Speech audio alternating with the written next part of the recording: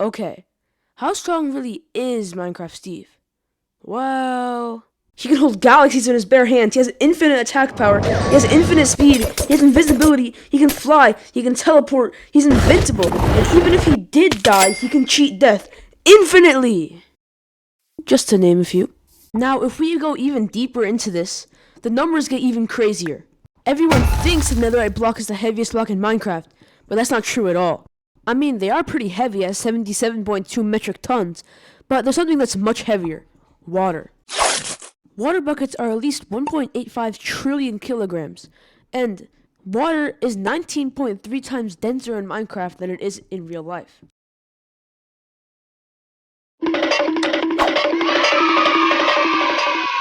But how can we put this into good use to make the heaviest inventory ever?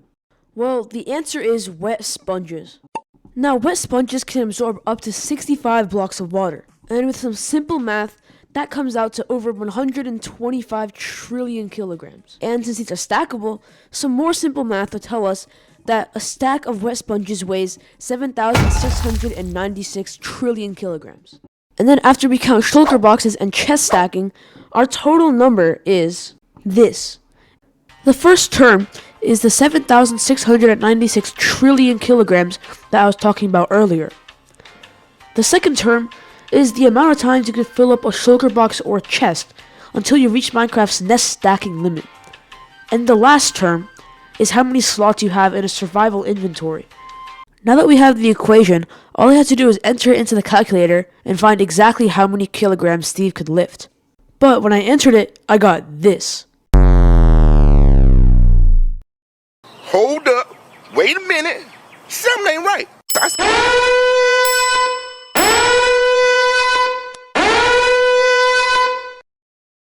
And that guy's correct. Something isn't right. But soon enough, I found out it's because Google Calculator can't handle too big of numbers, so I took it to a different calculator instead, and this is what I got. God damn. So you must go.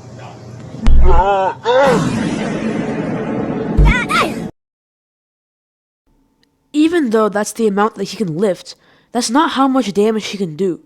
The amount of damage Steve can do is limitless.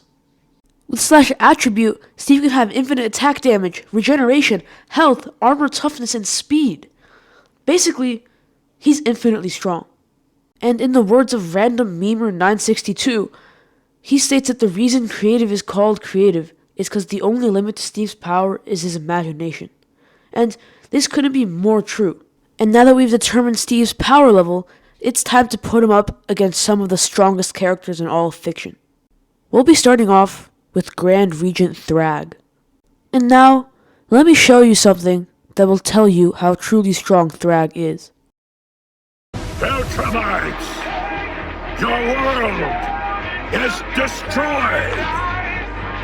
Surrender is your only option! No!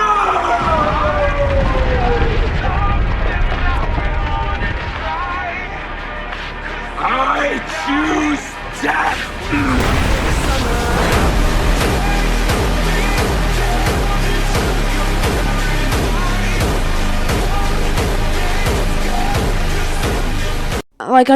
It's pretty clear. The guy's strong.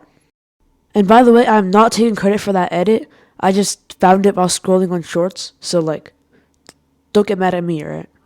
Now, his feats look incredible on paper. But compared to Steve, all of them really just fall over. Yo, I'm actually so sorry for making you suffer through this. But in all seriousness, though, Steve absolutely destroys Thrag. So, Fiction 0, Steve 1. But now we're taking a huge step up. We're going into the universe of One Punch Man. Now, I bet you know that some of the characters in this anime are insanely strong, but let's see if they can match up against our GOAT.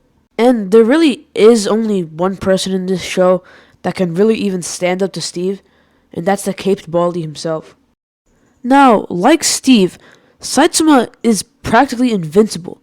He has limitless strength, and this is possible because he broke his limiter, meaning he has no physical limit and keeps growing infinitely. Now, even though there are no physical ways to defeat Saitama, psychological ways work just as well, and sometimes even better. For example, just listen to this. Chapter 189, things got so bad that Saitama grows furious, and for the first time ever, he starts bleeding from his eyes and mouth. Like, bro, come on. Not only that, but even if Steve is somehow losing, he could just pull out a couple of coupons for the store, and Saitama would go running.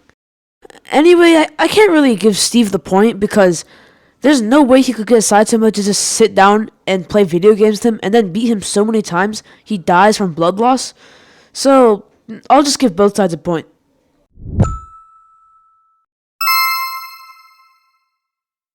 And next up, we have what is considered to be one of the strongest limited characters in all of anime, Rimuru. Now, Rimuru is a scary dude. In his Void God Azathoth form, he is said to be able to destroy tens of thousands of multiverses without effort. Now, while that sounds scary, and Rimuru could just delete the world that Steve is playing in, Steve could always just make a new world. Not only that, but we also have to take into account the fact that Steve can respawn infinitely, and he has slash kill. But in this scenario, slash kill doesn't really necessarily matter because Rimuru can resurrect himself infinitely many times. So, it's really just a stalemate. Rimuru can stop time and teleport anywhere, but so can Steve. And even if Rimuru does try to erase Steve, Steve in spectator mode can't get hit by anything. Whether it be a physical or magical attack, Steve in spectator mode is cut off from the rest of the world, and he's basically just a ghost. A spectator, if you will. So basically what I'm going to say is I'm just going to add another point to both sides.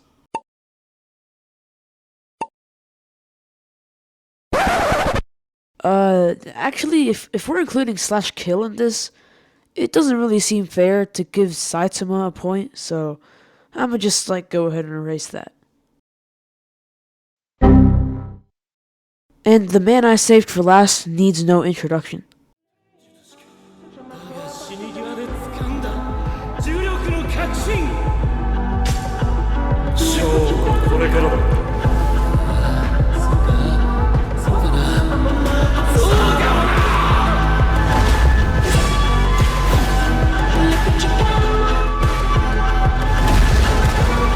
天上天下唯我独尊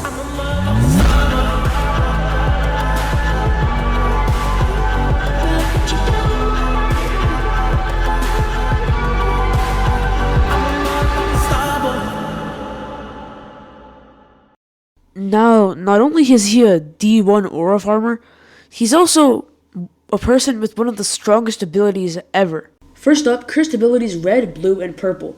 Red and blue expel and attracts matter, respectively, and hollow purple just destroys all matter that touches it. Infinity is an ability where all physical attacks approaching Gojo will slow down until he can basically just dodge anything. And Unlimited Void, his ultimate ability, just fills the opponent's brain with so much information that they're incapacitated. Now, obviously, Gojo just dies to slash kill.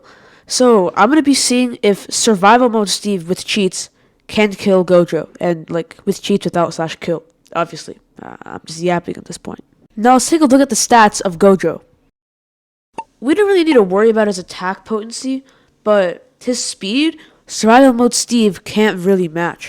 But then there's a problem of bypassing his infinity ability, cause any physical attacks can't hit Gojo, but that doesn't say anything about magical.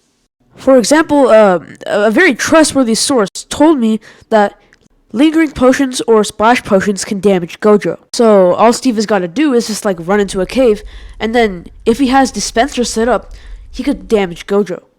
Given that he was able to block off the entrance and Gojo was trapped, and he had preparation time, survival mode Steve could definitely beat Gojo.